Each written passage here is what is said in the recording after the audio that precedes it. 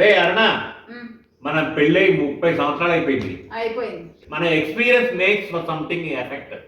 ఏం సందేశం ఇద్దాం నెక్స్ట్ జనరేషన్ కానీ, మన పిల్లలకు కానీ, లేకపోతే మనం చూస్తున్న యూత్కి కానీ అని చెప్పండి మీరే. అది కూడా పెళ్ళైన తర్వాత చాలా మంది పెళ్ళైన తర్వాత 3-4 సంవత్సరాలు అవుదాంలే, అప్పుడు పిల్లల్ని కన్నాంలే, కొంతమంది కప్పులు చదువుకుంటారు. పెళ్ళైన తర్వాత నా ఒపీనియన్లో మటుకు ఇమీడియట్గా పిల్లల్ని కనాలా. అది ఎక్కువగా దూరంగా ఉన్నప్పుడు డైవర్సులకి చాలా కారణాలు ఉంటాయి, అవకాశాలు ఎక్కువ ఉంటాయి. అది ఎంత భార్య భర్తలు కొట్టాడుకున్న పిల్లల కోసం కలుసుంటారు. అదొక రీజన్, అదొక experience. So I suggest immediate children. రెండోది, మనలాగా 5 సంవత్సరాల గ్యాప్ మటుకు పిల్లల మధ్యలో ఉండకూడదు. 2 సంవత్సరాలు సరిపోతాయి. ఇంకొకటి, మనకులాగా 2 పిల్లలు అనేది కాదు. నా ఉద్దేశంలో 4 పిల్లలు ఉండాలా. తెలుసా, నా కొడుకు కానీ నా కూతురికి కానీ 4 పిల్లలు ఉండాలా. అది ఎందుకంటావు? ఒక్క బిడ్డ కన్నారనుకుందాం, వాళ్ళు మన గారాబం కొద్దీ పిచ్చోళ్ళు అయిపోతున్నారు, చెడిపోతున్నారు. నెక్స్ట్, అది ఇప్పుడున్న కలికాలంలో ఆ బిడ్డకి ప్రాణ నష్టం కూడా, ప్రాణ సెక్యూరిటీ. ఆ పిల్లని ఏం చేసినా, కొడుకు కానీ కూతురు కానీ ఒకటే బిడ్డ అయితే అలా ఏం చేసినా స్వార్థం. రెండోది, 2 అన్నారనుకో, 2 ఉంటే ఏదో నడుస్తూ ఉంటుంది, ఒకరు అట్టుపోతారు ఇటుపోతారు అనుకుంటారు. 3 ముచ్చటగా 4 పిల్లలు కనాలా. చెయ్యదు. ఎంత ఉంటుంది అంటే, ఎంతమంది పిల్లలు ఉంటే ఆ ఇల్లు సంతాన లక్ష్మి అంటారు చూసారా, ఫస్ట్ లక్ష్మీదేవి అక్కడ ఉన్నట్టే. సో ఇది మంచో చెడో, బాగుందో లేదో మీరు చూసుకోండి, ఆలోచించగలరు. ఇది మా ఎక్స్పీరియన్స్ మటుకే. సో 4 చెప్పుకోవడానికి బోర్ కొట్టిపోతుంది మనకి. మా సంసార విషయంలో ఎవరు బంధువులు లేక బోర్ అయిపోయింది లైఫ్.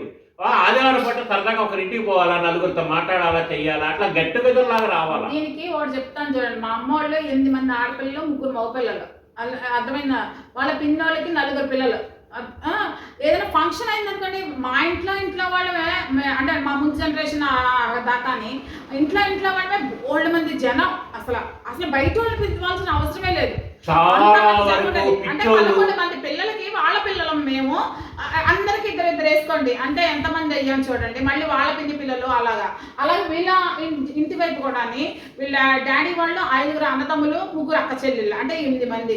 ఇంతమంది అంటే బయట వాళ్ళు ఎవరో అవసరం లేదు. అసలు ఏదైనా గెట్ టుగెదర్ అంటే ఇంట్లో వాళ్ళే కలకల్ ఆడిపోతారు.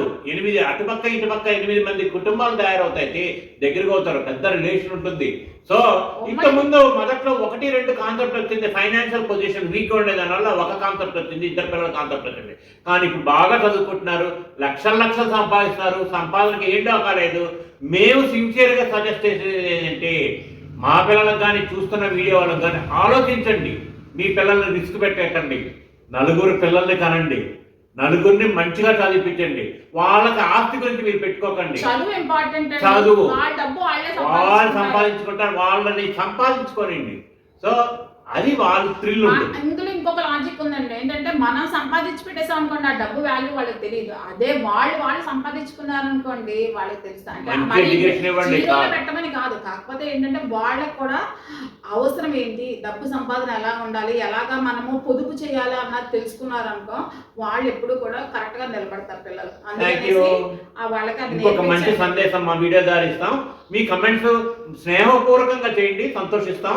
ఏదైనా సజెస్ట్ చేయండి. ఇది మా సజెషన్ వరకే, మా 30 సంవత్సరాల మ్యారేజ్ ఎక్స్పీరియన్స్ లో నేను చెప్తున్నది. మీకు నచ్చకపోవచ్చు.